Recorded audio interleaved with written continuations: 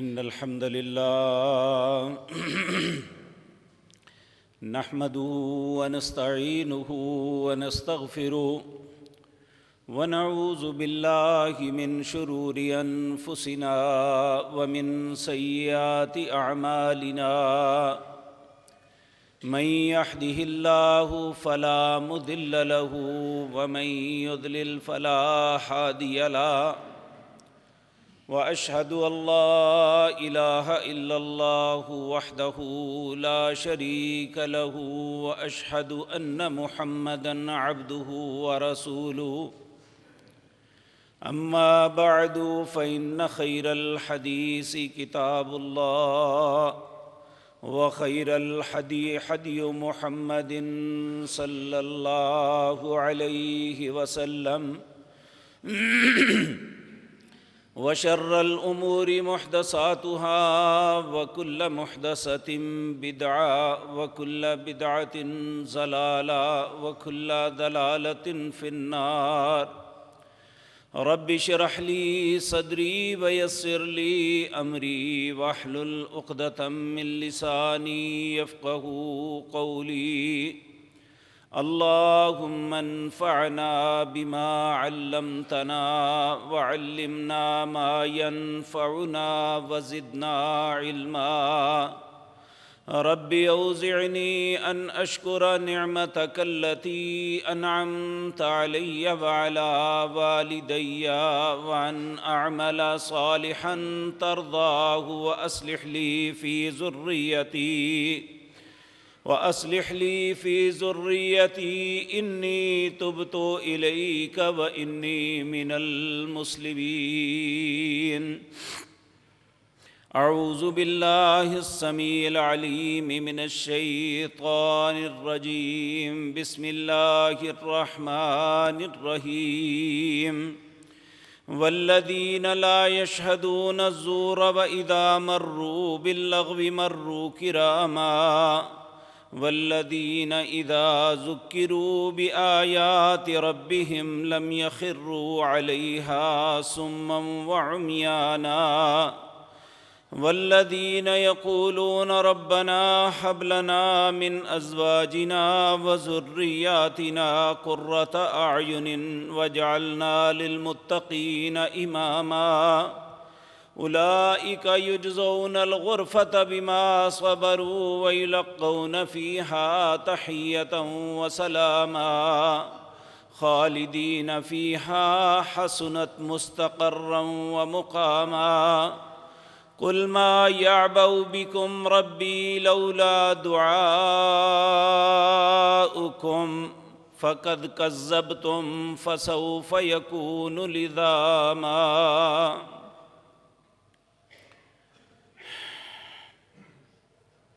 حضرات محترم، گزشتہ کئی مجلسوں سے میں ان صفات کا تذکرہ آپ کے سامنے عرض کر رہا ہوں۔ کوئی بھی بندہ اگر وہ صفات اپنے اندر پیدا کر لے تو وہ اللہ کے بندوں میں شامل ہو جاتا ہے، اور یہ بات میں کئی مرتبہ عرض کر چکا ہوں۔ ایک وہ انسان جو اللہ کو رب مانتا ہے، نبی مکرم جناب محمد الرسول اللہ صلی اللہ علیہ وسلم کی رسالت کا اقرار کرتا ہے اور قرآن کریم کو کتاب حق اور کتاب ہدایت تسلیم کرتا ہے، اس کے لیے اس دنیا میں سب سے بڑا جو منصب ہے وہ یہی ہے کہ وہ اللہ کے بندوں میں شامل ہو جائے۔ اللہ یہ شوق ہمارے اندر بھی پیدا فرما دے۔ اور گزشتہ ایک مجلس میں یہ بات عرض کی تھی کہ اللہ کے بندوں میں ایسے گناہ نہیں ہوتے، تو پھر اللہ نے درمیان میں ایک آپشن دی۔ اگر کوئی انسان ایسی غلطیاں کر لیتا ہے جو اسے نہیں کرنی چاہیے تھی، اب اسے احساس ہوا کہ مجھ سے غلط ہو گیا، میری زندگی کا بہت سے وقت ضائع ہو گیا اور میں اللہ کے بندوں میں ایسے حالات میں شامل نہیں ہو سکتا، تو اللہ نے پھر آپشن یہ دیا کہ توبہ کا دروازہ تمہارے لیے کھلا رکھا ہے۔ جو انسان اپنی خطاؤں پہ نادم ہو کے اپنے رب سے اپنی خطاؤں کی معافی مانگ لیتا ہے، تو اللہ ایسے انسان کے متعلق یہ فیصلہ صادر فرماتے ہیں کہ التائب من الذنب کمن لا ذنب لہ، اپنی خطاؤں پہ نادم ہو کے جو اللہ سے معافی مانگ لیتا ہے وہ ایسا ہے جیسے اس نے گناہ کوئی کیا ہی نہیں ہے۔ اللہ ہم سب کو توبہ کی توفیق عطا فرمائے۔ تو توبہ کا آپشن جو اللہ نے یہاں دیا ہے وہ اتنا خوبصورت ہے، وہ گزشتہ مجلس آپ کے سامنے عرض کر چکا ہوں، الا من تاب وآمن وعمل عملا صالحا فَأُولَئِكَ يُبَدِّلُ اللَّهُ سَيِّئَاتِهِمْ حَسَنَاتٍ وَكَانَ اللَّهُ غَفُورًا رَحِيمًا۔ جو شخص اللہ سے اپنی خطاؤں کی معافی مانگ لیتا ہے، اپنے گناہوں پہ تائب ہو جاتا ہے، ان غلیظ حرکتوں کو چھوڑ دیتا ہے جس کی وجہ سے اللہ کی ناراضگی ہو جاتی ہے، اگر وہ توبہ کر لیتا ہے وآمنا اور سچا ایماندار بن جاتا ہے، وعمل صالحا پھر اس کے بعد نیک عمل اپنی زندگی کا معاملہ بنا لیتا ہے، اللہ فرماتے ہیں فَأُولَئِكَ يُبَدِّلُ اللَّهُ سَيِّئَاتِهِمْ حَسَنَاتٍ، پھر اللہ اس بندے کے اس معاملے پہ اتنا خوش ہوتے ہیں، اس کی سابقہ زندگی میں جو جو اس سے خطائیں ہوئی تھی، جو جو کوتاہیوں کا ارتکاب ہوا تھا، اللہ فرماتے ہیں میں اسے نیکیوں میں شامل کر دوں گا۔ کیوں؟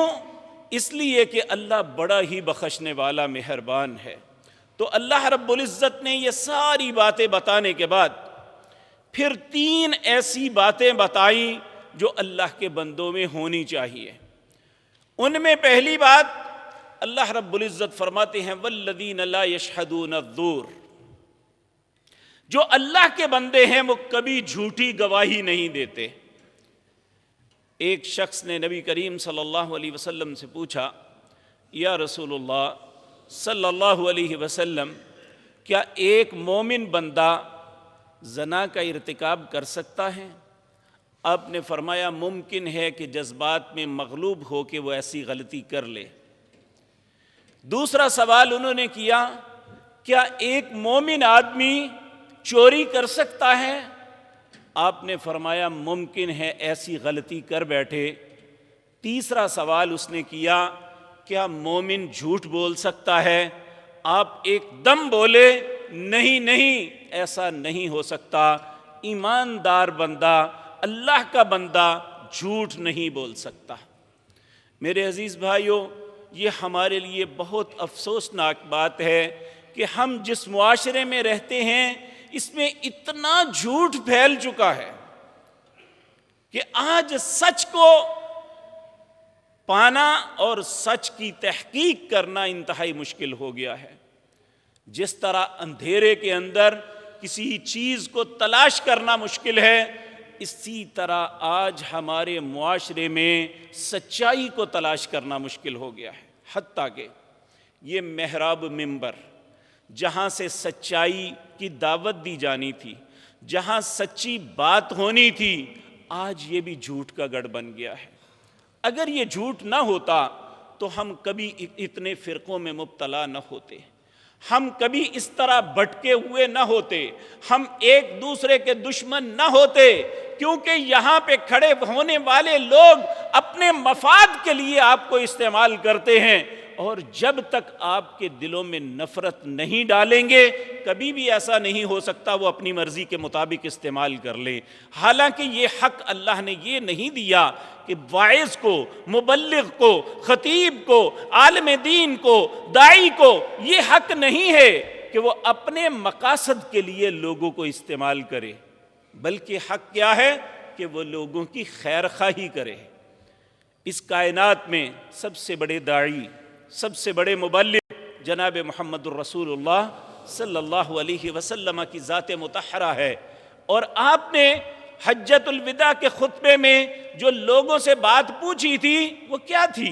میں آپ کے سامنے کئی مرتبہ عرض کر چکا ہوں کہ آپ نے فرمایا کیا میں نے جو حق اللہ نے مجھ پہ لازم کیا تھا، جو نبوت اور رسالت کا حق دیا تھا، میں آپ تک پہنچا دیا؟ کیا میں نے تمہاری خیر خواہی کا حق ادا کر دیا؟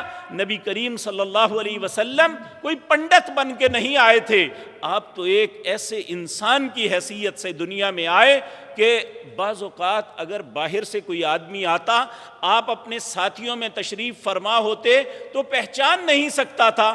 آج تو ہم اپنے ساتھیوں سے بلند ہو کے بیٹھنے کی کوشش کرتے ہیں، اپنے آپ کو منفرد بنانے کی کوشش کرتے ہیں، جبکہ ہمارے نبی جو اس کائنات کے نہیں، دونوں جہانوں کے سردار، انبیاء کے سردار، جنت کے سردار، ہر چیز کی سرداری، ابن آدم کی سرداری اللہ نے آپ کو دی، لیکن آپ کا طرز زندگی ایسا تھا کہ لوگوں میں بیٹھے ہوئے پہچان نہیں پاتے تھے کہ ان میں کون نبی کریم، کوئی غیر آتا تو وہ پہچان نہیں پاتا تھا۔ تو میرے عزیز بھائیوں، اس لیے یہ بات یاد رکھیں، آج کیفیت یہ بن چکی ہے کہ محراب و منبر پہ بھی یقین کرنا مشکل ہو گیا ہے کہ یہ ہمارے ساتھ سچ بولے گا یا جھوٹ بولے گا، حالانکہ ایک مومن آدمی کو سب سے زیادہ اس کے ایمان کو گھن کی طرح جو چیز کھاتی ہے وہ جھوٹ ہے۔ ایک مرتبہ نبی کریم صلی اللہ علیہ وسلم ایک تکیے پہ ٹیک لگا کہ آپ راحت فرما رہے تھے، اچانک آپ نے فرمایا الا انبئکم باکبر الکبائر، لوگوں کبیرہ گناہوں میں بہت بڑا گناہ تمہیں بتاؤں؟ لوگوں نے عرض کیا ہاں یا رسول اللہ صلی اللہ علیہ وسلم ہمیں بتلائیے۔ آپ نے فرمایا سب سے بڑا گناہ جو سب پہ ٹاپ پہ ہے، الاشراک باللہ، وہ یہ ہے کہ انسان اللہ کے ساتھ شرک کرے۔ نمبر 2، آپ نے فرمایا وعقوق الوالدین، ماں باپ کی نافرمانی کرنا، اور تیسرا فرمایا قول الزور، جھوٹ بات کہنا، شہادت الزور، جھوٹی گواہی دینا۔ پھر آپ اٹھ کے بیٹھ گئے اور بار بار کہتے رہے قول الزور، شہادت الزور، قول الزور، شہادت الزور، جھوٹی بات، جھوٹی شہادت۔ کہا یہ کبیرہ گناہوں میں ایک گناہ ہے۔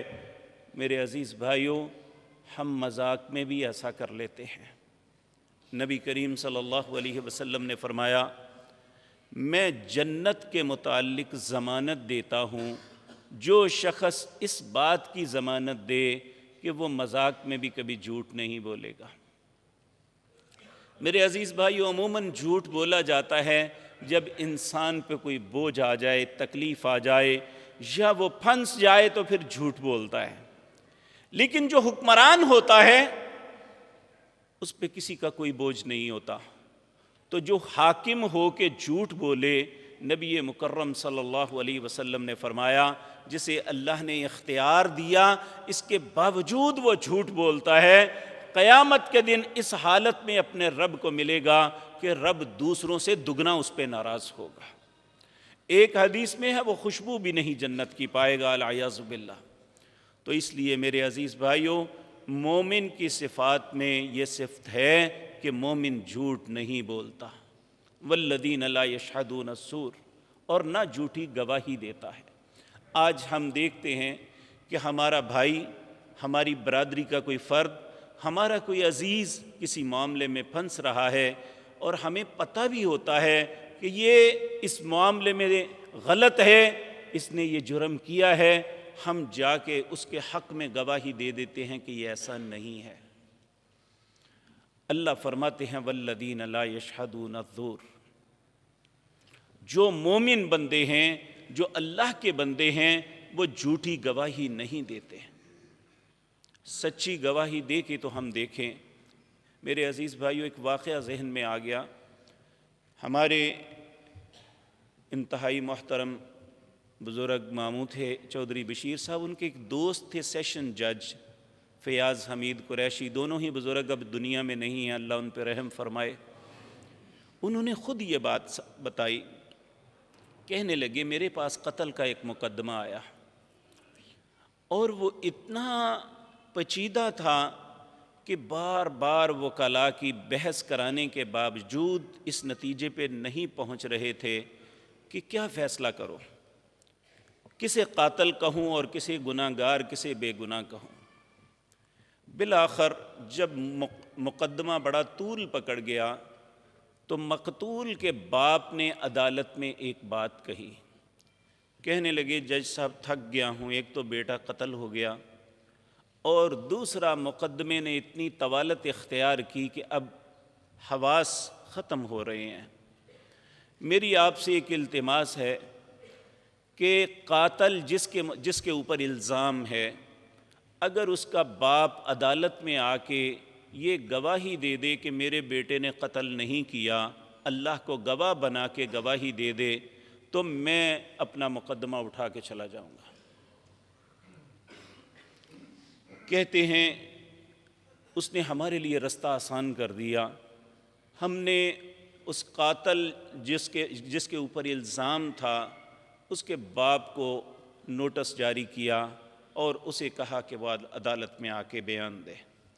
جب وہ عدالت میں آیا تو کہنے لگے میں نے اسے کہا کہ معاملہ اس طرح ہے، مقتول کے باپ نے بات تم پہ ڈالی ہے اور کہا ہے کہ اگر اس کا باپ گواہی دے دے کہ میرے بیٹے نے قتل نہیں کیا، میں اپنا مقدمہ اٹھا کے چلا جاتا.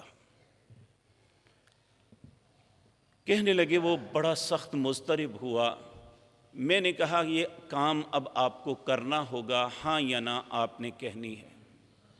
عدالت کے اندر ایک اصول ہے کہ وہ کوئی بھی شہادت لینے سے پہلے ایک حلفیہ بیان پڑھاتے ہیں کہ میں جو کہوں گا سچ کہوں گا، اللہ کو گواہ بنا کے کہوں گا. جب یہ ساری باتیں ہو گئی تو پھر اسے کہا کہ بتا تیرے بیٹے نے اس کے بیٹے کو قتل کیا یا نہیں کیا. کہنے لگے وہ چند لمحے سوچ میں پڑا رہا، اپنے اندر لڑتا ہوگا کہ میں کیا کہوں. کہتے ہیں عدالت میں ایسے تھا جیسے سانسوں کی آواز بھی آ رہی ہے، سناٹا چھایا ہوا ہے کہ یہ کیا کہے گا.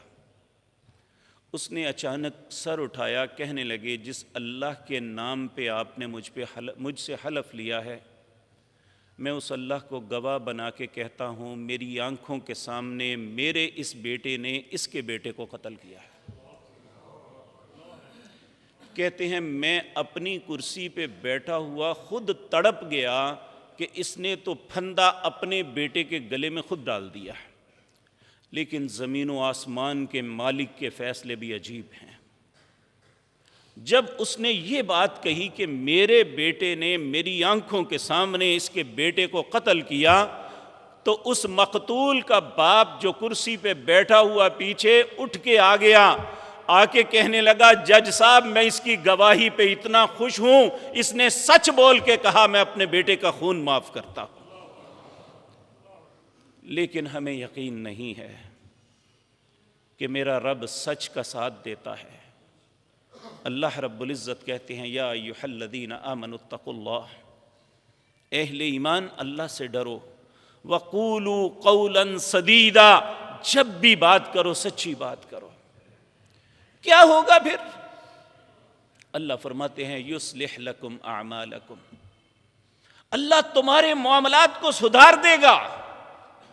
ویغفر لکم ذنوبکم، اور صرف تمہارے معاملے ہی نہیں سدھارے گا بلکہ تمہارے گناہوں کو بھی معاف کر دے گا.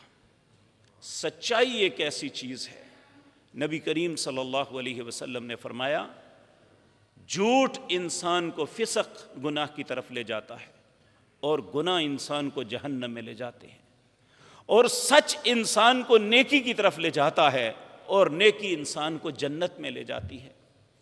اب میرے پیارے بھائیوں، میری عزیز بہنوں، ہم نے فیصلہ کرنا ہے کہ ہم نے سچ پہ زندگی گزارنی ہے یا جھوٹ پہ.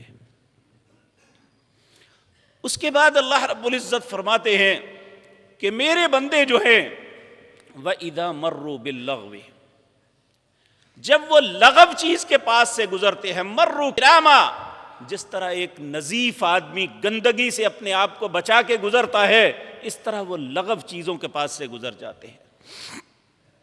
اب لغو چیز کیا ہے؟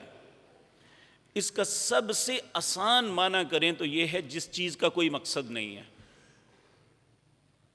اگر کچھ اور لیں تو اس میں جس کے اندر کوئی خباثت ہے، کوتاہی ہے، اسے دیکھنا، اس کا حصہ بننا، اس پہ کھڑا ہونا، یہ مومن کے صفات میں سے نہیں ہے۔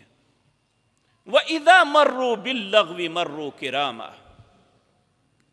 اور پھر اگلی آیت جو اتنی اہم ہے آج کے زمانے میں، کہ جب کہ ہم میں سے ہر شخص بات کرتا ہے، جی جہاں جائیں وہ آیتیں پڑھتے ہیں، کس کی بات مانیں کس کی چھوڑیں، وہی آیت پڑھ کے ایک شخص کچھ اور بیان کرتا ہے، وہی آیت پڑھ کے دوسرا کچھ اور بیان کرتا ہے۔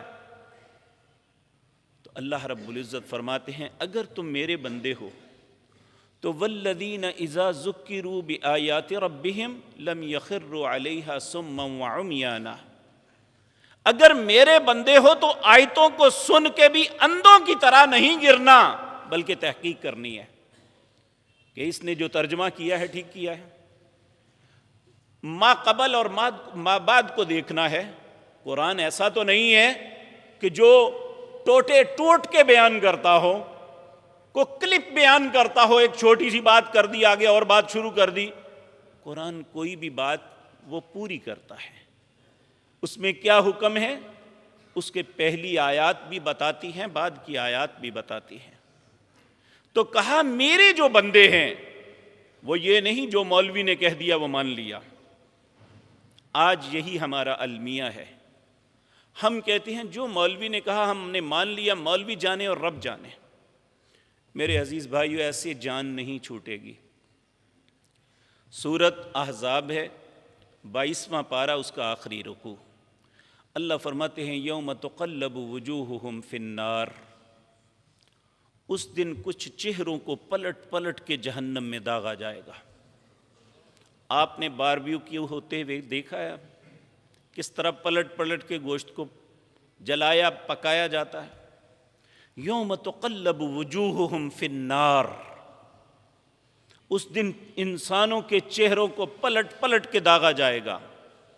یقولون، پھر یہ انسان کہیں گے یا لیتنا اطعنا اللہ و اطعنا الرسول، ہم اللہ اور اس کے رسول کی اطاعت کر لیتے تو آج اس ذلت میں نہ ہوتے۔ پھر وہ اقرار کریں گے، اللہ کے سامنے اپنا عذر بیان کریں گے۔ وقالوا ربنا، کہیں گے اے ہمارے رب، انا اطعنا سادتنا وکبراءنا فاضلونا السبیل، اے اللہ یہ ہمارے مولوی پیر امام سردار تھے، ہم نے ان کی بات مانی، اگر انہوں نے ہمیں گمراہ کیا تو ہمارا کیا قصور؟ پھر وہ اللہ سے التجا کریں گے، ربنا آتہم ضعفین من العذاب، اے اللہ ان مولویوں کو، اے اللہ ان پیروں کو، ان اماموں کو جنہوں نے ہمیں گمراہ کیا، اللہ انہیں دگنا عذاب کر۔ ربنا آتہم ضعفین من العذاب، صرف عذاب ہی نہ کر، وَلْعَنْهُمْ لَعْنًا كَبِيرًا، آپ آج جن کے پاؤں پکڑ پکڑ کے چھو کے ان کے سامنے عقیدت کا اظہار کرتے ہیں، اس دن اللہ سے کہیں گے اے اللہ ان پہ لعنت ڈال، وَلْعَنْهُمْ لَعْنًا كَبِيرًا، بہت بڑی لعنت۔ تو اللہ رب العزت دوسرے مقام پہ فرماتے ہیں نہ عذاب ان پہ کم ہوگا نہ تم پہ کم ہوگا۔ کیوں؟ اس لیے کہ میں نے تمہیں شعور دیا۔ میرے بھائیو یہ ایک سوچنے کی بات بھی ہے، اگر ہم اپنے بیٹے یا بیٹی کی شادی کرنی ہو، ہم کسی پہ اعتماد نہیں، تحقیق کرتے ہیں کہ جس خاندان کے ساتھ ہم نے رشتہ کرنا ہے وہ کیسا ہے، اس کی عادات کیسی ہیں، اس کے معاملات کیسے ہیں، وہ بیٹی ہمارے گھر ایڈجسٹ ہو بھی سکے گی یا نہیں۔ اگر ہم نے کوئی پراپرٹی خریدنی ہے تو ہم بروکر کی بات پہ اعتماد نہیں کرتے، ہم تحقیق کرتے ہیں کہ ریٹ اس کا یہی ہے، کیا واقعتاً ہمارے لیے فائدہ مند ہوگی یہ جی؟ ساری باتوں کی، حتیٰ کہ گھر کا سودا سلف لینے ہو تو وہیں سے سبزی لیتے ہیں، وہیں سے دال خریدتے ہیں، وہیں سے گوشت لیتے ہیں جہاں صحیح ملے۔ اگر ہم اپنی زندگی کے چھوٹے سے چھوٹے معاملے کی تحقیق کرتے ہیں تو اسلام کے متعلق کیوں نہیں؟ ہم یہاں کیوں کہتے ہیں کہ جو مولوی نے کہہ دیا ہم نے مان لیا، بلکہ ہم بڑے فخر سے کہتے ہیں ہم سنی مسلمان ہیں، سن کے مسلمان ہوئے ہیں۔ سنی کا مطلب ہے جو سنت کے مطابق مسلمان ہوتا ہے، یعنی رسول اللہ کے طریقے کے مطابق چلتے ہوئے مسلمان ہوتا ہے، وہ اپنے آپ کو سنی کہہ سکتا ہے۔ اس لیے میرے عزیز بھائیوں، اللہ نے اپنے بندوں کی صفات میں ایک صفت یہ بیان کی، والذین اذا ذکروا، اللہ کے بندے وہ ہیں جب ان کے سامنے تذکرہ کیا جاتا ہے بآیات ربہم، رب کی آیات کا، لم یخروا علیہا صما وعمیانا، خر یخر کا مطلب ہے گر پڑنا، وہ گر نہیں پڑتے، علیہا صما وعمیانا، گونگے اور بہرے بن کے اس پہ اندھے بن کے گر نہیں پڑتے، بلکہ اس کے متعلق بولتے ہیں، پوچھتے ہیں۔ آپ نے یہ کہا کہ میں نے فلاں، اس کی دلیل کیا ہے؟ آپ میرے سامنے قرآن رکھیں، دیکھیں جس طرح آپ کسی دکان سے سودا سلف لیتے ہیں، اگر وہ درست نہ دے تو اس کا ذمہ دار کون ہوتا ہے؟ دکاندار۔ آپ اس سے جا کے جھگڑتے ہیں۔ اسی طرح کچھ باتیں ایسی ہیں جو دین کے متعلق ہم آپ کو دیتے ہیں، اگر ہم وہ غلط باتیں دیتے ہیں تو آپ کا حق ہے کہ آپ ہمارا گریبان بھی پکڑ سکتے ہیں کہ کیوں غلط بات کی، کیونکہ ہم آپ کے سامنے ایک ایسی بات کر رہے ہیں جو آپ کی زندگی کی کامیابی اور ناکامی ہے، اس کے اندر آپ کا حق ہے کہ آپ ایک نہیں 100 مرتبہ ہم سے پوچھیں، اور ہمارا حق ہے کہ ہم 100 مرتبہ آپ کو بتائیں۔ اس لیے میرے عزیز بھائیو، اللہ کے بندوں کی صفات یہ ہیں، والذین اذا ذکروا بآیات ربہم لم یخروا علیہا صما وعمیانا۔ پھر آخری بات، یہ ساری باتیں انسان کے اپنی ذات کے متعلق ہیں۔ اب آگے انسان کا خاندان ہے، اس کی بیوی ہے، اس کے بچے ہیں۔ ایک مومن کے دل میں صرف اپنی ذات نہیں، اسے اپنی اولاد کی بھی پوری خیر خواہی کرنی چاہیے۔ جس طرح وہ اپنے بچوں کو آوارہ گرد نہیں بننے دیتا، اسے کام پہ بھیجتا ہے، اسے تعلیم کے لیے اسکول میں بھیجتا ہے، اس کے اچھے مستقبل کے لیے کوشش کرتا ہے، اسی طرح اسے اچھا مسلمان بنانے کے لیے کوشش کے ساتھ ساتھ دعا بھی کرنی چاہیے۔ تو اہل ایمان عباد الرحمن کی صفت یہ ہے، والذین یقولون، وہ لوگ کہتے ہیں، ربنا، اے رب ہمارے، حب لنا من ازواجنا، ہمیں زندگی کا ساتھی بیوی ایسی دینا، وذریاتنا، اور ہمیں اولاد ایسی عطا کرنا، قرۃ اعین، جو ہماری آنکھوں کی ٹھنڈک بنے۔ اور آنکھوں کی ٹھنڈک کون ہے؟ فرما بردار اولاد، اچھا مسلمان بیٹا اور ایک باعصمت بیٹی، اور اس کی بیوی جو اس کی عزت اور اس کے احترام، اس کے معاملات کا خیال رکھے، ان کی زندگی کے معاملے میں اسے سکھ دے، تو وہ اللہ سے دعا کرتا ہے۔ اگر خاندان کے لوگ اچھے ہیں، انسان کی بیوی اچھی ہے، اس کی فرما بردار ہے، اس کی اولاد اس کے حکم کی تعمیل کرتی ہے، اس کے لیے اللہ سے گڑ گڑا کے دعائیں مانگتی ہیں، تو یہ اس کی آنکھوں کی ٹھنڈک ہے۔ ایک آنکھوں کی ٹھنڈک ہے جو دنیا کے مال کی وجہ سے ملتی ہے۔ اگر آپ کا بچہ اچھا سیٹ اپ اس نے بنا لیا تو آنکھوں کی ٹھنڈک ہے، انسان کے دل کو سرور ملتا ہے کہ میرے بیٹے کو اچھی جاب مل گئی، میرے بیٹے نے اچھا سیٹ اپ بنا لیا، اس کی اچھی دکان ہو گئی، وہ بڑا اچھا خوشحال ہو گیا، انسان کی آنکھیں ٹھنڈی ہوتی ہیں، لیکن ایک ٹھنڈک ہے جو آخرت میں ہے، وہ ایسی اولاد سے ملتی ہے جو رو رو کے اللہ سے التجائیں کرتے ہیں، رب ارحمہما کما ربیانی صغیرا، اے اللہ ان دونوں پہ اس طرح رحم کر جس طرح بچپن میں ہم پہ رحم کرتے رہے۔ تو میرے بھائیو، یہاں ایک سوچنے کی بات یہ بھی ہے کہ ہم دوسرے سے تو توقع رکھیں کہ میری بیوی بھی میری تابع دار ہو، میری اولاد میری فرما بردار ہو، لیکن ہم اپنے دل میں ان کے لیے وہ محبت کے جذبات نہ رکھیں تو پھر یہ ممکن نہیں ہے۔ ہمیں سب سے پہلے اپنے رویوں کو چیک کرنا چاہیے، کیا میں اپنے گھر میں ایسا رویہ تو نہیں رکھا ہوا جس سے میری اولاد یا میرے گھر والے مجھ سے تنگ ہیں۔ ایک نبی کریم صلی اللہ علیہ وسلم کے نواسے جو سیدنا حسنین، سیدنا حسن اور حسین، آپ انہیں کہتے تھے یہ میری خوشبو ہے، اور اللہ نے بہت پیارے بنائے تھے، جہاں یہ نیکی کے اندر بڑے پیارے تھے، شکل و صورت کے اعتبار سے بھی بڑے خوبصورت تھے دونوں۔ نبی کریم نے سیدنا حسن کے بوسہ دیا تو وہاں ایک آرابی گاؤں کا بندہ تھا، کہنے لگے میرے تے انہیں پتر نے میں دے کدے دا منہ نہیں چومیا۔ آپ نے فرمایا اگر اللہ نے تیرا دل پتھر کا بنایا ہے تو میں کیا کروں پھر؟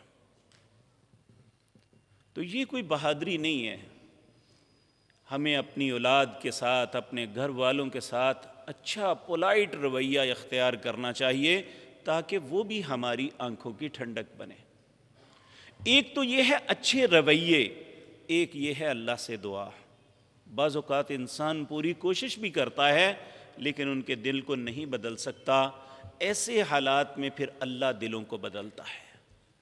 جب آپ سمجھیں کہ کوئی چارہ کار نہیں چل رہا، گھر کے حالات درست نہیں ہو رہے، آپ ان کلمات کو اپنی زندگی کا حصہ بنا لیں۔ ربنا حب لنا من ازواجنا وذریاتنا قرۃ اعین واجعلنا للمتقین اماما، یہ آیت نمبر 74 ہے، یہ سورۃ الفرقان اور 19واں پارہ ہے۔ اللہ رب العزت نے یہ حکم دیا، والذین، وہ لوگ، یقولون، کہتے ہیں، ربنا، اے رب ہمارے، حب لنا من ازواجنا، ہمیں ایسی بیویاں عطا فرما، وذریاتنا، ہمیں ایسی اولاد عطا فرما، قرۃ اعین، جو میری آنکھوں کی ٹھنڈک بنے، وجعلنا للمتقین اماما، اے اللہ میں تمہیں یہ نہیں کہتا میرے بچے نیک ہوں، بلکہ میں کہتا ہوں نیکوں کے امام بنے، وجعلنا للمتقین اماما۔ اور یقین جانیے، آپ زندگی میں کبھی تجربہ کر کے دیکھ لیں، اگر گھر کے حالات میں درستگی نہ ہوتی ہو، رو کے اللہ سے ان کلمات کے ساتھ التجا کریں تو آپ ایسا محسوس کریں گے کہ کہا بھی کسی نے کچھ نہیں، سمجھانے والا بھی کوئی نہیں، آخر حالات کیوں بدل گئے؟ کس طرح رات کو جھگڑا ہو رہا تھا اور دن کو وہ بڑے ہی نرم رویے کے ساتھ منتیں کر رہے ہیں۔ یہ میرے بھائیوں کون بدلتا ہے؟ نبی کریم صلی اللہ علیہ وسلم نے فرمایا، ابن آدم کا دل اللہ کی 2 انگلیوں کے درمیان ہے، اللہ جیسے چاہتا ہے پھیر دیتا ہے۔ اور جب انسان اللہ سے دعا کرتے ہیں، اس کی آخری آیت بڑی ہی خوبصورت ہے، یقین جانیے یہ پڑھ کے بڑا مزہ آتا ہے۔ اللہ رب العزت فرماتے ہیں جس کے اندر یہ ساری صفات پیدا ہو گئی، یعنی وہ اپنی اولاد کے لیے یہ سارے صفات اپنے اندر بنا لی، پھر اس کا بدلہ کیا ہوگا؟ اگر وہ اللہ کا بندہ بن گیا، اس نے یہ صفات اپنے اندر پیدا کر لی، وہ ان باتوں سے بچ گیا جن سے اللہ نے حکم دیا ہے، پھر اسے ملے گا کیا؟ اللہ فرماتے ہیں اولئک یجزون الغرفہ، ان کا بدلہ یہ ہے جو جنت کے اندر غرفے انہیں دیے جائیں گے۔ غرفہ کہتے ہیں وہ ڈپارٹمنٹ جو اوپر بلندی پہ ہوتا ہے۔ آپ میں سے کسی نے دیکھا ہوگا جو مکہ ٹاور ہے نا، وہاں بے شمار ہزاروں کمرے ہیں، لیکن کچھ کمرے ایسے ہیں جس میں بیت اللہ کا ویو آتا ہے، کمرے میں بیٹھے ہوں، حرم کا سارا صحن نظر آ رہا ہے، اور اس کے پیسے بھی زیادہ ہوتے ہیں، اور وہ یعنی منفرد جو کمرہ ہے یا وہ غرفہ ہے، اسے شگا کہتے ہیں وہ، یعنی اس میں 2-3 کمرے ہوتے ہیں، ساتھ بیٹھنے کے لیے جگہ ہوتی ہے، کچن ہوتا ہے۔ تو اللہ رب العزت کا غرفہ کیسا ہوگا اگر دنیا میں ایسا غرفہ ہے کہ جس میں ایک عجیب راحت محسوس ہوتی ہے، اور اس رہنے والے پہ رشک آتا ہے کہ یہ کتنے خوبصورت کمرے میں ٹھہر رہا ہے، کہ جس میں دن ہے یا رات، جب آنکھ کھلے سامنے اللہ کا گھر نظر آ رہا ہے۔ تو جنت میں اللہ فرماتے ہیں اولئک یجزون الغرفہ، میں اسے، اس کا بدلہ یہ ہے کہ میں اسے غرفے عطا کروں گا۔ کیوں دوں گا؟ بما صبروا، انہوں نے دنیا میں صبر کیا، وسائل تھے، سب کچھ کر سکتے تھے، لیکن نہیں کیا کہ میرے رب نے منع کیا ہے، اور لوگوں کی دیکھا دیکھی وہ ان نیکی کاموں کو چھوڑ کے اس رستے پہ بھی چل سکتے تھے، لیکن صبر کیا، نہیں، میرے لیے نماز ہی ہے، میرے لیے روزہ ہے، میرے لیے رات کو اٹھنا ہے، میرے لیے اللہ کی اطاعت اور فرما برداری ہے۔ اللہ ہمارے ذہن کو بھی ایسا بنا دے۔ کہا بما صبروا وَيُلَقَّوْنَ فِيهَا تَحِيَّةً وَسَلَامًا، جب وہ ملیں گے وہاں جنت کو، ان کے لیے تحیے، مبارکبادیں ہوں گی، وسلام، اور سلام ہوں گے۔ کس کس کا سلام ہوگا؟ میرے عزیز بھائیو، سب سے پہلا سلام موت کے وقت ہوگا مومن کو، جب جان نکالنے والا فرشتہ اس کے پاس آتا ہے، آیا جان نکالنے کے لیے ہے، اور آتے ہی اسے کہتا ہے السلام علیک یا عبد اللہ، اے اللہ کے بندے میں تمہیں سلام پیش کرتا ہوں۔ پھر اس کی روح کو لے کے جب فرشتے آسمانوں کی طرف چڑھتے ہیں، اس کی خوشبو اور اس کا پروٹوکول دیکھ کے ہر فرشتہ اسے سلامتی کہتا ہے، اور جب جنت کے دروازے پہ جائے گا، جنت کے دروغہ، اس کے متعلق اللہ نے سورۃ زمر کے اندر فرمایا وَسِيقَ الَّذِينَ اتَّقَوْا رَبَّهُمْ إِلَى الْجَنَّةِ زُمَرًا حَتَّى إِذَا جَاءُوهَا فُتِحَتْ أَبْوَابُهَا وَقَالَ لَهُمْ خَزَنَتُهَا سَلَامٌ عَلَيْكُمْ طِبْتُمْ فَادْخُلُوهَا خَالِدِينَ۔ جب ان اللہ کے بندوں کو گھیر کے جنت کی طرف لے جائیں گے فرشتے، حتیٰ اذا جاؤہا، جب یہ جنت کے دروازے میں آئیں گے، فتحت ابوابہا، ان کے لیے جنت کے دروازے کو کھول دیا جائے گا، وقال لہم خزنتہا، جنت کا دربان کہے گا سلام، بھائی سلام ہے تم پر کہ تم نے اللہ کے حکم کے مطابق زندگی بسر کی۔ اب یہ جنت میں چلے گئے، اللہ اکبر، اللہ ہمیں ایسا خوش نصیب بنا دے۔ اب جنت میں چلے گئے، ساری نعمتیں مل گئی، جب ہر قسم کی آرام اور آسائش میں ہوں گے تو اس زمین و آسمان کا مالک ایک دن خوش ہو کے کہے گا سلام قولا من رب الرحیم، تمہارا رب تمہیں سلام پیش کرتا ہے۔ تو اللہ رب العزت فرماتے ہیں وَيُلَقَّوْنَ فِيهَا تَحِيَّةً وَسَلَامًا، وہ جب ملیں گے ان کے لیے مبارکبادیں ہوں گی اور سلام ہوگا، خالدین فیہا، وہ ہمیشہ اسی جنت میں رہیں گے۔ حسنت مستقرا ومقاما، کتنا خوبصورت مقام ہے تھوڑی دیر ٹھہرنے کے لیے اور ہمیشہ کے لیے ٹھہرنے کے لیے۔ اگلی آیت میرے بھائیو یہ بڑی خوبصورت ہے، لطف آتا ہے اسے پڑھتے ہوئے۔ اللہ فرماتے ہیں قل، اے میرے نبی ان بندوں کو کہہ دے، ما یعبأ بکم ربی لولا دعاؤکم،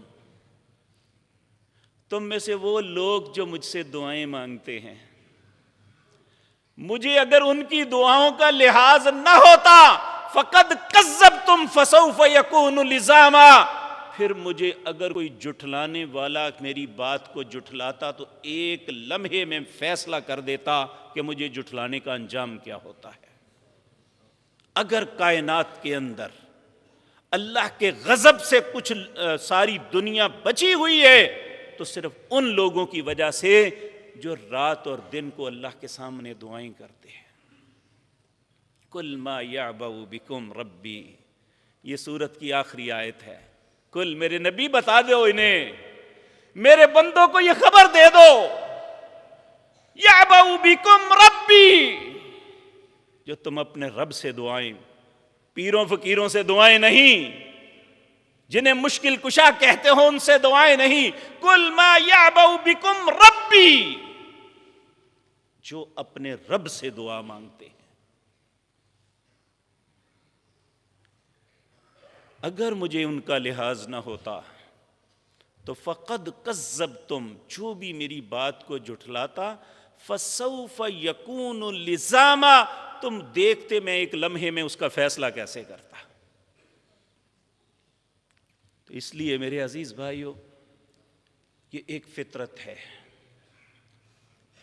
کہ یہ دنیا ہے اللہ رب العزت نے لازم قرار دے دیا۔ اللہ فرماتے ہیں وَلَنَبْلُوَنَّكُمْ بِشَيْءٍ، لوگوں میں کسی بھی چیز سے تمہیں آزما لوں گا، بشیء، کسی بھی چیز سے، من الخوف، خوف ڈال کے۔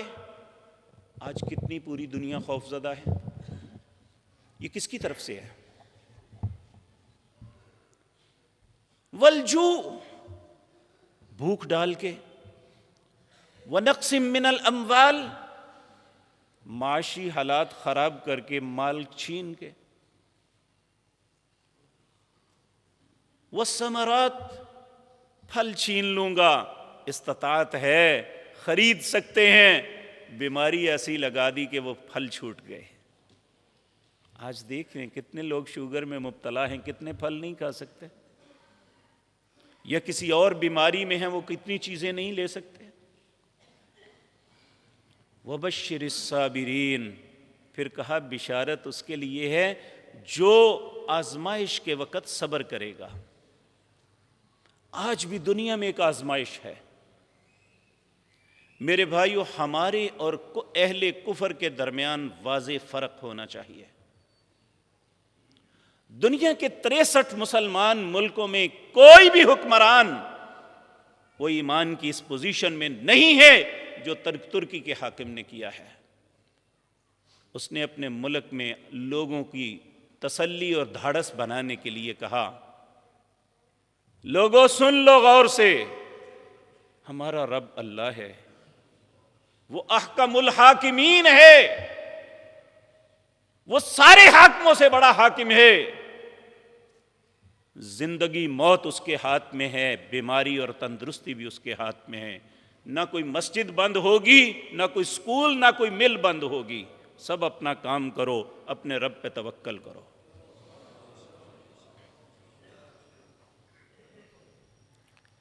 چیخ چیخ کے روتے ہیں، مصلوں پہ کھڑے ہو کے امام روتے ہیں کہ مسلمانوں کے حکمران اہل کفر کی بات پہ لگ کے لوگوں کو اللہ کے گھروں سے روک دیا، حتیٰ کہ ساری دنیا کا مقدس ترین مقام بیت اللہ کو خالی کر دیا، اللہ کے پیارے نبی جناب محمد الرسول اللہ کی مسجد ویران کر دی۔ آج صبح سے ساتھیوں کے فون آ رہے تھے، کیا جمعہ ہوگا؟ کیا آپ نے وقت مختصر کیا ہے؟ میں اللہ کا واسطہ دے کے کہتا ہوں کہ اللہ نے اس دنیا کو بنانے سے پہلے ہماری موت کا وقت لکھ نہیں دیا تھا؟ کیا اس سے ٹل سکتی ہے؟ اگر کسی نالی کے کنارے پہ یا سڑک پہ گزرتے ہوئے یا گاڑی چلاتے ہوئے موت آ جائے، اس سے بہتر نہیں کہ نماز میں آ جائے؟ اس سے بہتر نہیں کہ قرآن کی تلاوت کرتے ہوئے آ جائے؟ اس سے بہتر نہیں سجدے یا رکوع میں آ جائے؟ اس سے بہتر نہیں کہ نماز پڑھنے کے لیے آتے ہوئے آ جائے؟ اس سے بہتر نہیں کہ نماز پڑھ کے جاتے ہوئے آ جائے؟ جس نبی کا ہم نے کلمہ پڑھا تھا، وہ تو جب بھی مصیبت آتی تھی اللہ کے حکم کی تعمیل میں کہتے تھے یا ایھا الذین آمنوا، اے لوگو جو ایمان لائے ہو، استعینوا بالصبر والصلاۃ، اپنے رب سے مدد طلب کرو نماز اور صبر کے ساتھ۔ آپ کہتے ہیں اگر غلطی ہو جائے تو 2 رکعت نماز پڑھو، توبہ کر لو، اللہ ساری خطائیں معاف کر دے گا۔ اگر سورج کو گرہن لگتا، آپ لوگوں کو حکم دیتے مسجد میں نماز کے لیے آ جاؤ، صلاۃ کسوف پڑھیں گے۔ چاند کو گرہن لگتا، آپ کہتے لوگوں مسجد میں آ جاؤ نماز کے لیے، آج صلاۃ خسوف ہوگی۔ اگر بارش آنا رک جاتی، آپ لوگوں کے کہتے الصلاۃ جامعۃ، نماز کے لیے جمع ہو جاؤ، آج صلاۃ استسقاء ہوگی۔ یہ کتنا بڑا مسلمانوں پہ فتنہ ہے کہ ہمارے حکمران کہتے ہیں بھائی مسجدوں میں بھی نہ جاؤ، گھروں میں نماز پڑھ لو۔ اور عرب ہمارے رہبر تھے، لیکن اچھا نہیں ہوا جو ہو رہا ہے۔ میں اللہ کا واسطہ دے کے آپ سے کہتا ہوں، میں کوئی کسی کے خلاف بغاوت کا اعلان نہیں کرتا۔ اگر حکومت احتیاطی تدابیر کہتی ہے تو جو احتیاط کہیں گے ہم کریں گے، لیکن اگر کوئی ہمیں یہ کہے گا کہ مسجد میں نماز کے لیے نہ آؤ تو انشاءاللہ ہم یہ نہیں مانیں گے۔ ہمیں کہیں روزانہ دھو دو، ہم دھو دیں گے۔ آپ نے کہا قلین اٹھا دو، ہم اس سے پہلے دھو رہے تھے۔ آپ کہیں یہاں چھڑکاؤ کریں، ہم سب کچھ کریں گے، لیکن اللہ کے گھر میں اللہ کے بندوں کو آنے سے نہیں روک سکتے آپ لوگ۔ انشاءاللہ ہم آئیں گے، ہر نماز میں آئیں گے۔ بلکہ اگر آپ پیچھے 1400 سال کی تاریخ پڑھ کے دیکھ لیں، 1400 سال کی تاریخ میں جب بھی مسلمانوں پہ کوئی مصیبت کا وقت آتا، لوگ جلدی سے مسجدوں کا رخ کرتے ہیں اور مسجدوں میں جا کے اپنے رب سے کے سامنے گریہ زاری کرتے، اس کے حضور روتے اور اللہ ان پہ راضی ہو جاتا۔ آج مصر کی ایک مسجد کا کلپ آیا، امام کیا کہہ رہا ہے لوگوں کو، آج کے بعد نماز نہیں ہوگی۔ پوچھنے والے نے پوچھا کب تک نہیں ہوگی؟ کہا جب تک اللہ راضی نہیں ہو جاتا۔ بھئی اللہ کو راضی کرنا ہے تو یہاں آ کے سجدے میں گر جاؤ، اس کے لیے کیا مشکل ہے؟ آپ دیکھیں ہر طرف ایک انتہائی سخت گرم لو چل رہی ہوتی ہے، پوری دنیا میں سناٹا ہوتا ہے، اچانک آسمان پہ بادل آ کے ایک ہوا کا جھونکا آتا ہے، پوری دنیا کے چہرے کھل اٹھتے ہیں، وہ دھوپ کی تپش سے جلتے ہوئے انسانوں کو ایک دم راحت مل جاتی ہے۔ وہ کون ہے لانے والا؟ اور پھر یہ بھی یاد رکھو وَإِذَا مَرِضْتُ، بیماری بھی اسی کی طرف سے ہے، فَهُوَ يَشْفِينِ، شفا بھی وہی دے گا۔ یہ کہتے ہیں ہم اس کا مقابلہ کریں گے، ہم اسے ہرا دیں گے، جھوٹ بولتے ہیں۔ ہم کسی بیماری کا مقابلہ نہیں، ہم اپنے اللہ سے التجا کر سکتے ہیں، اور ہمارا رب اسی کی طرف سے مصیبتیں آتی ہیں اور ٹالتا بھی وہی ہے۔ یقین جانیے میں ممنون ہوں ان بھائیوں کا جنہوں نے اس خوف کی فضا کے اندر بھی جو میڈیا نے بنائی ہوئی ہے، میں نہیں محسوس کرتا کہ آج لوگ کم ہیں۔ اللہ آپ سب کو سلامت رکھے، اللہ ہر شر سے آپ کو بچا کے رکھے۔ میرا ایمان ہے انشاءاللہ جو لوگ اللہ کے گھروں میں آ کے نماز پڑھیں گے ان میں کسی کو یہ بیماری نہیں لگے گی انشاءاللہ۔ اس کا سبب کیا ہے؟ سبب یہ ہے کہ جب یہ کورونا پہلی مرتبہ چائنا میں آیا تو مصر کے ایک ڈاکٹر نے کہا تھا، میں نے ایک جمعے میں آپ کے سامنے عرض بھی کیا اس کی بات، اس نے کہا جو وضو کرو گے تو پھر یہ بیماری ختم ہو جائے گی۔ اور چائنا میں آپ اس بات کی تحقیق فرما لیں، چائنا کے اندر ان لوگوں نے کہا جس طرح مسلمان وضو کرتے ہیں اس طرح وضو کرو، جن لوگوں کو بیماری لگی ہے اور جن کو نہیں بھی لگی، نہیں لگی تو بچ جائیں گے۔ اب آپ دیکھیں ہم وضو کرتے ہیں، نبی کریم کا حکم ہے 3 دفعہ ناک میں پانی ڈال کے صاف کریں۔ یہ ناک ایک ایسا فلٹر ہے جو آکسیجن کو لے کے دماغ کو بھی دیتا ہے، پھپھروں کو بھی دیتا ہے، معدے کو بھی، انسان کے سارے جسم کو واش کرتا ہے۔ اس فلٹر کو جب 5 مرتبہ 3 دفعہ دھوئیں تو کتنی مرتبہ دھویا گیا؟ تو 5 مرتبہ وضو کریں تو کہا، نبی پاک نے جب ہاتھ دھونے کے لیے کہا تو ایسے بھی دھوئیں۔ کیوں؟ کہ کسی جگہ کوئی میل کچیل نہ رہ جائے۔ تو ہم تو اس مصیبت آنے سے پہلے بھی 5 مرتبہ کرتے تھے۔ پھر نبی کریم صلی اللہ علیہ وسلم نے فرمایا جو شخص اس کے دروازے پہ نہر ہے وہ 5 مرتبہ اس نہر میں نہائے، کیا اس پہ کوئی میل کچیل رہے گی؟ صحابہ نے کہا نہیں، تو آپ نے فرمایا جو 5 مرتبہ وضو کرے گا اس پہ کوئی گناہ نہیں رہے گا۔ تو ہمارا تو پروسیس اللہ نے جو دیا ہے بڑا خوبصورت ہے، کیوں چھوڑیں ہم؟ اگر 5 دفعہ نماز پڑھیں گے تو 5 دفعہ وضو، اور پھر مسلمان جب کھانا کھاتا ہے تو پہلے کیا کرتا ہے؟ ہاتھ دھوتے ہیں۔ تو اگر 2 مرتبہ بھی کھانا کھائیں، 5 اور 2 7، اگر 3 مرتبہ کھائیں، 5 اور 3 8، تو پھر جب واش روم سے واپس آتے ہیں پھر کیا کرتے ہیں؟ وہ بھی 2-3 دفعہ ہر آدمی کی حاجت ہے، 4 دفعہ بھی ہو سکتی ہے، 5 دفعہ بھی، اس میں بھی ہم ہاتھ دھوئیں گے۔ تو یہ پروسیس تو ہماری زندگی کا حصہ ہے۔ تو اس لیے میرے کئی بھائی، جی آپ سلام لے لیں، کوئی حرج تو نہیں، لیں، واللہ باللہ سمت اللہ کچھ نہیں ہوگا۔ اگر ایک آدمی بیمار نظر آ رہا ہے تو الگ بات ہے، تو جب بیمار نہیں ہے ہمیں اپنے رب پہ بھروسہ، وَمَن يَتَوَكَّلْ عَلَى اللَّهِ فَهُوَ حَسْبُهُ، جو اپنے رب پہ بھروسہ کرتا ہے اللہ اس کے لیے کافی ہو جاتا ہے۔ نبی کریم صلی اللہ، آخری بات عرض کر دوں،